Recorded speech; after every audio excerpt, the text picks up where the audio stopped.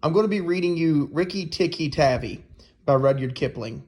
I'm going to break this story up into 3 different sections for our class purposes. This is a picture of a bungalow in India. I'll try to pronounce the town correctly, or the cantonment. It says it's a British Army post, but I'll do my best.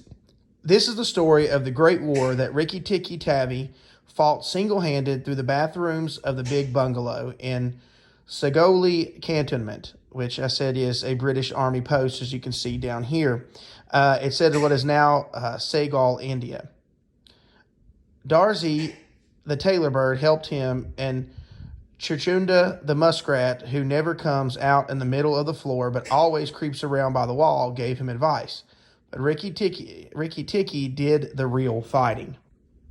He was a mongoose, rather like a little cat in his fur and his tail, but quite like a weasel in his head and his habits. His eyes and the end of his restless nose were pink. He could scratch himself anywhere he pleased with any leg, front or back, as he chose to use. He could fluff up his tail till it looked like a bottle brush, and his war cry as he scuttled through the long grass was Rikki-tiki-tiki-tick. One day, a high summer flood washed him out of the burrow where he lived with his father and mother and carried him kicking and clucking down the roadside ditch.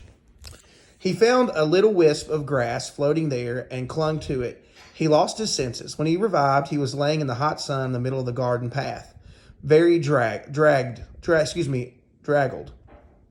Indeed, a small boy was saying, "Here's a dead mongoose. Let's have a funeral." "No," said his mother. "Let's take him in and dry him. Perhaps he isn't really dead." They took him to the house. The big man picked him up between his fingers and thumb and said he was not dead, but half choked. So they wrapped him in cotton wool, warmed him over a little fire, and opened his eyes and sneezed. Now, the big man, he was an Englishman who had just moved into the bungalow. Don't frighten him, and we'll see what he'll do. The hardest thing in the world to frighten a mongoose, because he is eaten up from nose to tail with curiosity. The motto of all the mongoose family is run and find out. And Rikki-tiki was a true mongoose. He looked at the cotton wool, decided that it was not good to eat, ran around the table and set up and put his fur in order, scratched himself and jumped on the small boy's shoulder. "Don't be frightened, Teddy," said his father. "This is the way of making friends." "Ouch, he's tickling under my chin," said Teddy. Rikki-tiki looked down between the boy's collar and neck and snuffed at his ear, climbed down the floor where he sat rubbing his nose. "Good gracious," said Teddy's mother. "And that's a wild creature. I suppose he's so tame because we've been so kind to him." "All the mongooses are like that," said her husband. "If Teddy doesn't pick him up by the tail or try to put him in a cage, he'll run in and out of the house all day long. Let's give him something to eat." They gave him a little piece of raw meat. Rikki-tiki liked it immensely. And when he had finished, he ran out of the veranda and sat in the sunshine and fluffed his fur to make it dry to the roots. Then he felt better. "There are more things to find out about in the house," he said to himself, "than all the family could find out in all their lives. I shall certainly say I'll find out." He spent all day roaming the house. He nearly drowned himself in bathtubs, putting his nose into the ink on the writing table and burned it on the end of the big man's cigar. For he climbed up the big man's lap and to see how writing was done. At nightfall, he ran to Teddy's nursery to watch how kerosene lamps were lighted. Then when Teddy went to the bed, Rikki-tiki climbed up too, but he was a restless companion because he had to get up and attend to every noise all through the night to find out what it made. Teddy's mother and father came in the last thing to look at their pillow. "I don't like that," said Teddy's mother. "He may bite the child." "He'll do no such thing," said the father. Teddy's safer with that little beast than if he had a bloodhound to watch him. If a snake came into the nursery now, but Teddy's mother wouldn't think of anything so awful. Early in the morning, Rikki-tiki came to early breakfast in the veranda, riding on Teddy's shoulder, and gave him a banana and some boiled eggs. He sat on all their laps, one after the other, because a very well brought up mongoose always hopes to be house mongoose someday and have rooms to run in. And Rikki-tiki's mother, she used to live in the general's house in Sagoli, had carefully told Ricky what to do if he ever came across white men. Then Rikki-tiki went out into the garden to see what was to be seen. It was a large garden, only half cultivated, with bushes as big as summer houses, and Marshall Neal roses, lime and orange trees, clumps of bamboos, and thickets of high grass. Rikki-Tikki licked his lips. "This is splendid hunting ground," he said. His tail grew bottle brushy, and he thought of it. And he scuttled up and down the garden, snuffing here and there, till he heard the very sorrowful voices of a thorn bush. It was Darzee, the tailor bird, and his wife. They made a most beautiful nest by putting two big leaves together and stitching them up with edges with fibers, and filled the hollow and the cotton with downy fluff. The nest swayed to and fro as they sat on the rim and cried. "What's the matter?" asked Rikki-Tikki. "We are very miserable," said Darzee. "One of our babies fell out of the nest yesterday, and Nag ate him." Rikki-Tikki, "that's very sad.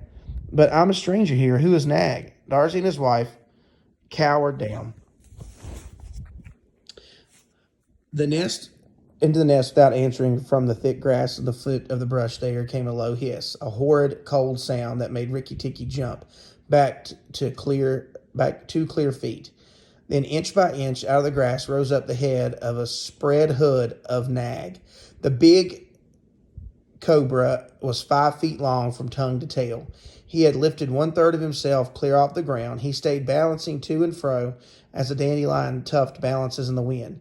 He looked at Rikki-Tikki with the wicked snake eyes that never changed their expression, whatever the snake may be thinking of.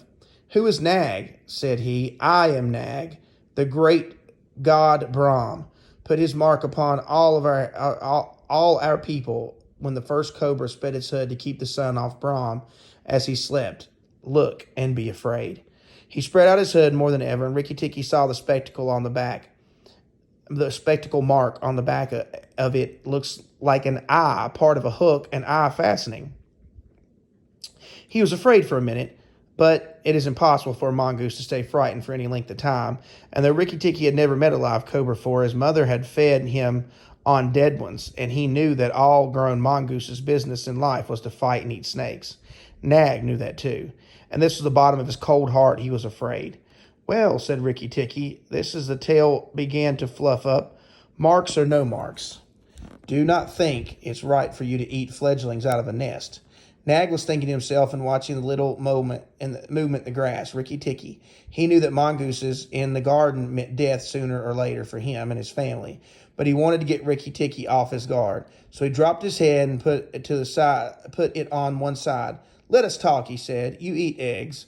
Why should I not eat birds?" "Behind you! Look behind you!" snagged Darzee. Rikki-Tikki knew better than to waste time in staring. He jumped up in the air as high as he could go, and just under him whizzed the head of Nagina, Nag's wicked wife.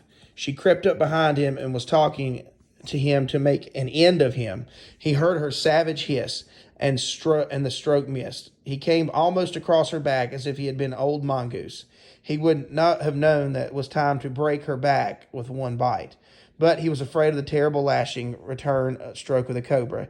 He bit indeed, but it did not bite long enough, and he jumped clear of the whisking tail, leaving Nagina torn and angry. "Wicked, wicked Darzee," said Nag, lashing up the high as he could reach toward the nest and thorn bush. But Darzee had built it out of reach of snakes, for not only swayed to and fro. Rikki-Tikki felt his eyes glowing red and hot. When the mongoose's eyes grow red, he is angry. He sat back on his tail and hind legs like a little kangaroo and looked around him and chattered with rage. But Nag and Nagina had disappeared into the grass. When a snake misses its stroke, it never says anything or gives any sign of what it means to do next. Rikki-Tikki did not care to follow them, for he did not feel sure that he could manage 2 snakes at once. He trotted off to the gravel path near the house and sat down to think. It was a serious matter for him. If you read the old books of natural history, you find them and say when the mongoose fights the snake and happens to get bitten, it runs off and eats some herb that cures him. That's not true. The victory is only a matter of quickness of eye and quickness of foot. The snake's blow against the mongoose's jump has no eye, can follow the motion of a snake's head when it strikes. This makes things much more wonderful than the magic herb. Rikki-Tikki knew he was a young mongoose, and it made him all the more pleased to think that he had managed to escape the blow from behind. It gave him confidence in him. It gave him confidence in himself. And then Teddy came running down the path. Rikki-Tikki was ready to be petted, but just as Teddy was stooping, something wriggled a little careful in the dust. A tiny voice: "Be careful! I am Death." It was Karut, a dusty brown snakeling that lies for choice on the dusty earth. His bite is dangerous as the cobra's, but he too is small and nobody thinks of him, and he does more than to harm people. He does the more harm to people. Rikki-tiki's eyes grew red again, and he danced up to karate and the particular rocking swing motion and he inherited from his family. It looks very funny, but it's so perfectly balanced a gait that you can fly off from any angle as you please. It was dealing with snakes. This is an advantage. Rikki-tiki had only known what he was doing, a much more dangerous thing than fighting Nag, for Karot was small and could turn quickly unless Rikki bit him close to the back of the head. He would get a return stroke in his eyes or lip. But Rikki did not know. His eyes were all red. He rocked back and forth, looking for a good place to hold.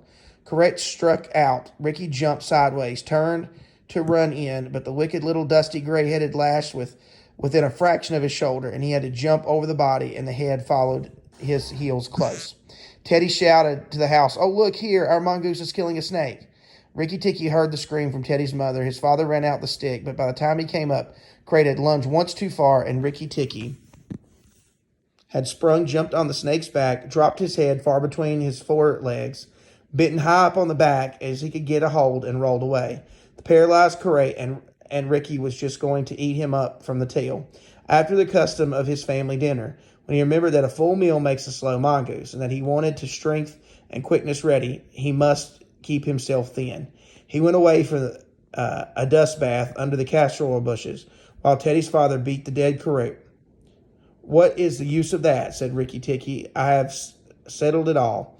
Then Teddy's mother picked him up from the dust, hugged him, crying that he had saved Teddy from death. Teddy's father said that he has providence, and Teddy looked with big scared eyes. Rikki-tiki was rather amused with all the fuss, which of course he did not understand. Teddy's mother might just as well have petted Teddy for playing in the dust. Rikki was thoroughly enjoying himself. End of part 1.